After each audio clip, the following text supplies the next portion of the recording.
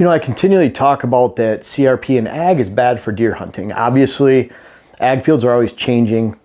They can't drive, mold, shape, build a deer herd for you with just ag alone. It's impossible. In CRP, with most of the grass mixes and pollinator mixes that they throw a kitchen sink blend in, basically 50, 60 different seed types are laying down all winter long. They don't build wildlife populations, let alone whitetail populations. I've been on some big failed CRP plantings of 20 acres or more, where we're out there in February, everything's laying down and it barely supports a mouse. So there's really nothing it supports. Now, there are always the exception. And I see a lot of times when someone says, well, my CRP is doing pretty well, but they have trees and shrubs and briars mixed in there that have come into that field to actually give some support and cover, not the CRP mix itself.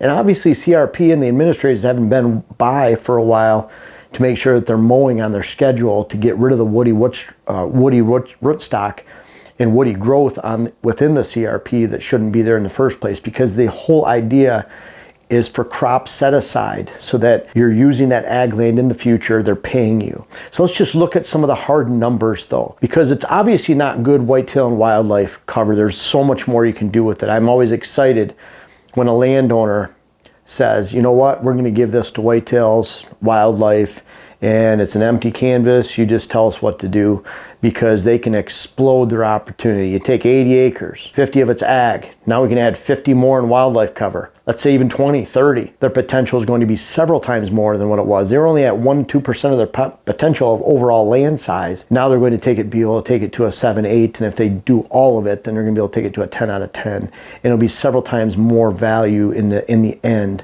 for whitetails and wildlife as it relates to that habitat. But then a lot of people say, and I'll get these questions all the time, well, we use the CRP and Ag to pay for our land. Folks, there's so much more that you could do with your money. Literally, very bad investment. Let's just look at a rental property. I worked on appraisals for about 11 years, from 99 to 2010. And at 2010 is when I switched to full-time doing my whitetail business. The appraisals were going down because of the housing crash throughout the 2000s. And my whitetail business was skyrocketing. I probably should have gone full-time with the whitetail business in 2008, but nothing I can do about that. Started in 05, 5 years later went full-time. It's been full-time ever since, and busier than I could ever imagine. It's been incredible. It's been fun, hasn't it, Dylan? Oh yeah. Dylan's been around since 2016, so. It's been a wild ride, buddy. Yeah, it's been great. But bottom line is, when I looked at rental properties, so I'm going out to do an appraisal on a house. I could do light commercial up to $250,000 or whatever the limit was. And I did all single family residential. I was a state licensed appraiser. And so I'd look at a property that someone's saying, yeah, this is a rental property. We're gonna make a lot of money on it. And they're buying it, they're fixing it up. And just a simple mathematical equation, and this could be very broad. You're just taking into general expenses, your general city, because most rental properties are within the city, so you have city taxes too, water, sewer, so there's other expenses involved in the city. But in general, you wanted the monthly rent to be about 1/100th of the overall value or purchase price of that property. So when I was going in Munising, Michigan, and I looked at a quote rental property that was $90,000, and the highest rent you could ever get in Munising at that time was $600 a month. Does it make sense? They're underwater by $30,000 as it relates to purchase price, but it's not cash flowing. Now, if they could take that $90,000 purchase and they could rent it for $850 a month, $1,100, they're doing really well. You know, they're really making good money. But it had to be 800, had to be close to that 90,000, which is 1/100th, obviously is 900 a month. But that was a good gauge. So let's just say $80,000 house, you rent for $800 a month, that's $9,600 per year on an $80,000 investment. That cash flows. That's just really broad-based numbers. Again, that could vary a little bit, but not too far off from that. So people were making killings were the actual slumlords. You go to Pontiac back in the day, I remember in the 90s, remember a client or a borrower at a bank I worked at, he had about 30 rental properties. He had bars, he had different businesses too. And he was really good at collecting. But he could go buy a house in Pontiac for $10,000 to $15,000 and get $600 rent, $500 rent, $400 rent. That's crazy money. You know, 4 times the purchase price as it cash flows. Crazy, crazy money. Bottom line, if you just look at this average, $80,800 a month, $9,600 per year on $80,000 investment. Let's go down to ag. The average ag parcel that I see out there from high to low is, let's say, $4,000 an acre for the cost of that land. So 40 acres will cost you $160,000. And typical rents, there's some rent that you'll see up to $300 an acre in some of the corn belts and rich river bottom land in Iowa. But we also see it where it's $50 an acre, $25 an acre, some really bad, poor property where people are just putting hay on it or just getting a cutting of poor hay. So I would say $125 is a fair average. We see a lot of clients, and very, very rarely are they getting $150 to $200 in rent. $125 seems to be about a going rate. And again, you could be flexible with this. So $160,000 investment, 125 an acre times 40 gives you about $5,000 per year for that rent on that ag land. $5,000 per year for a $160,000 investment. Compare that to $9,600 per year for an $80,000 investment. Let's skip down to CRP. I've seen a lot of CRP renting at $50, $60 an acre, $63, $55, $70, $80's high. Typically, I'm not seeing CRP at $80 per acre. Maybe you could tell me I'm wrong. Maybe you're paying more, that's fine. But as an average, let's just take $80 per acre. That would be on the high side. Again, $160,000 value at 40 acres, $80, you're getting $3,200 per year on the land. Now, all these appreciate. They all go up in value. I can guarantee those houses in Pontiac that were $10,000, if they painted them, like I did for a summer job, I painted a couple of those houses with a friend. His dad owned a bunch of rentals. You paint them, upkeep them, they're probably worth $60,000 now, $80,000, $100,000, depending on the neighborhood. So they appreciate just like that ag land. So we'll take that out of it. The bottom line is $3,200 for 160, $5,000 per 160, or $9,600 per 80,000. Big differences in the amount of income you're coming back. And number 4, it's a bad investment for wildlife and whitetails. There's nothing you can say about that. You know, here we have a farmer all the way around us. Quite a bit of frontage up against that farm field because the property is really irregular. But we have the same farmer farming all around us. They don't own the woods. We own the woods. We don't own much of the farmland. We own a little bit. A little bit meaning like a half-acre sliver here, an acre sliver there that we use for switchgrass and edging and access. So it's awesome. I love having that open ground. We have what you consider maybe about 35 acres of open ground out of our 245 acres. And most of that is starting to lean in, and it's great for food plots, great for switchgrass, great for edge habitat, rabbit huts. Perfect. It's that perfect balance that I love to see, where you have that perfect balance and diversity of open land, woods, cover on a property. Farmland's great around here. I'm not saying farm's not great for deer hunting because it supports higher deer numbers. There's more food.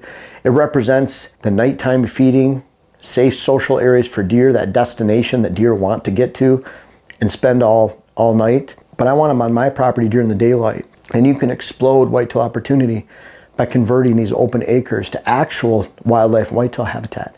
Bottom line, it's not only a bad investment for whitetails and wildlife, it's a terrible investment for your money. You know, Dylan is mentioning the average S&P return of 10%. And even if you go back to the 1920s, you can look at an average mutual fund.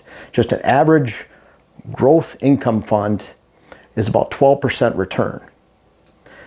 If you use a rule of 72, 12% will double every 6 years. Think about that return that you're getting. But that return is much higher, 12% on a $160,000 investment. It was close to $20,000 a year, or right around there, just off the top of my head. A lot more than $3,200, $5,000. So very bad investment for wildlife and whitetails, and a terrible investment with your money. People say, well, I want to do, I'm doing this for my family. We need to have this land. Very important investment for a family. You want to build wealth. You want to do what's best for your money. I recommend to a lot of people is if you can't afford those extra acres, you have to use that CRP or ag land to pay for taxes and help you afford that land. You already have that chunk invested in there. Sell to a local farmer. Let's say you have 40 acres of ag, 20 acres of ag. Sell 2/3 of it. Sell 3/4 of it. Keep some back for wildlife habitat because, again, it can really help you out. Let the farmer do what they want to with it. Obviously, if they're willing to pay you $125 rent for that acre per year, then they're going to make a lot more than that. They're hoping to. Good farmers will make a lot more than that. They're not making $5 more an acre. They're double or tripling that amount at least. Hopefully, quadrupling if they're good farmers. Let the farmer take that. Then you take that chunk of money that you save and that you earn by selling that and invest in more wise investments. You know, a lot of people are looking at, well, I want to keep the family farm. But your great-great-grandfather cleared that land for farmland. That's different. That's like taking, 3 times that income-producing property of just rent alone, and you're hoping to actually make a living off this land. That's completely different. Now I look at some clients, they're being handicapped by that. They have this investment in ag land. And I'm not a personal finance person, obviously, but the whole point is just looking at it black and white. There's other things you can obviously do with your money. And if you're looking at keeping the family farm, that's why you're doing this.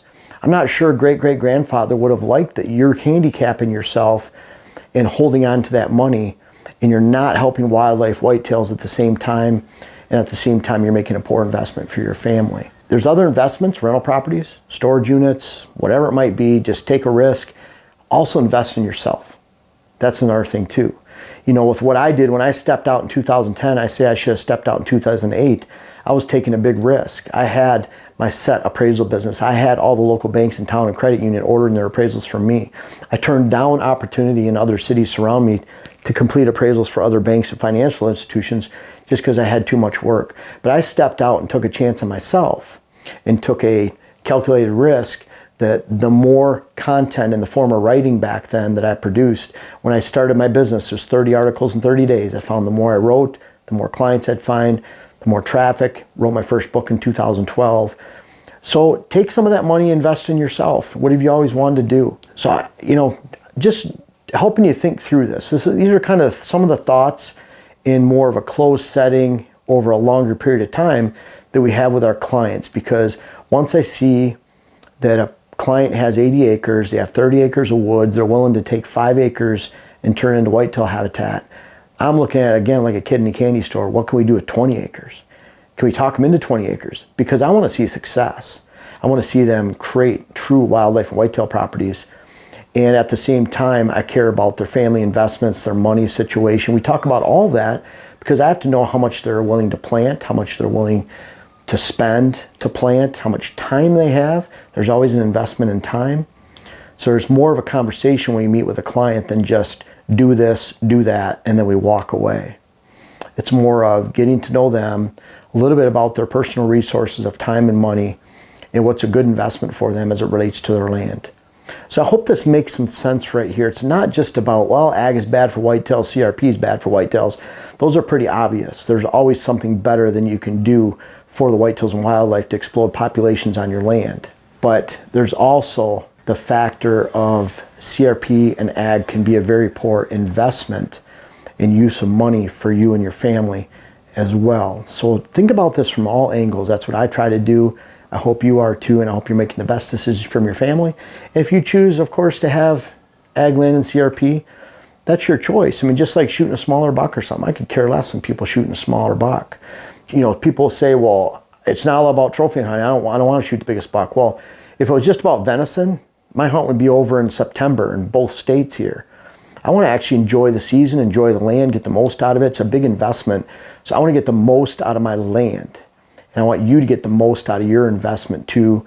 And probably one of the biggest investments you can make as far as monetary and time spent is your whitetail and wildlife property. I just want to see you get the most of it, and I hope this makes sense. Folks, I want to make sure you check out my web class video series, whether it's how to design your food plot program or how to design your property in general. And we have a new one coming out that'll be how to hunt the rut. But these bucks back here are a testament. Some of these bucks go back to 93. They're even in different states. I urge you to check out those web classes that you can help yourself, help your land, help your hunt. The link is in the description. And also for those that have tried them out, I encourage you to offer some feedback in the comments below. Thank you.